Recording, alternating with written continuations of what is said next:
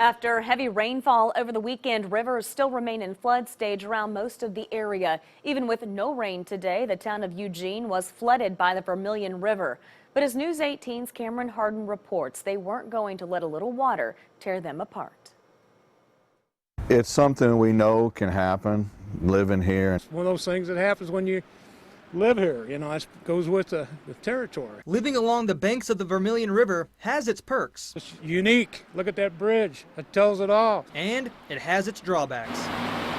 You know, I've been through a lot of these, but this turned out to be a little worse than we thought. Greg Baxter has lived in Eugene for 25 years and says this is one of the worst floods he's experienced. This is probably the second largest flood we had. We had 1.5 feet in the restaurant in 1994. Don Bukas has lived at one of the highest points in the town, but his neighbors weren't so lucky. And while his yard may not be flooded, his basement is a different story. We're pumping probably 5,000 gallons an hour out of my basement, trying to keep it out of my furnace and hot water heater. The Vermilion River has 4 total rivers that flow into it from Illinois before it flows into the Wabash.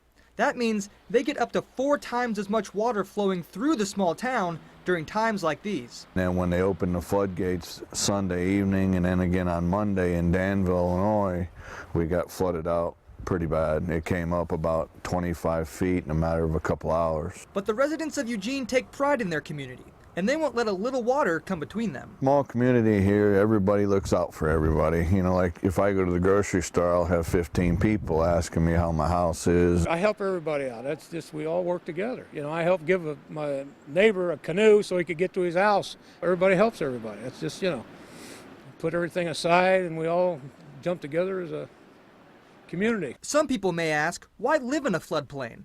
But that's something these residents don't even think twice about. Hell, I wouldn't trade it for nothing. Reporting in Vermilion County, Cameron Harden,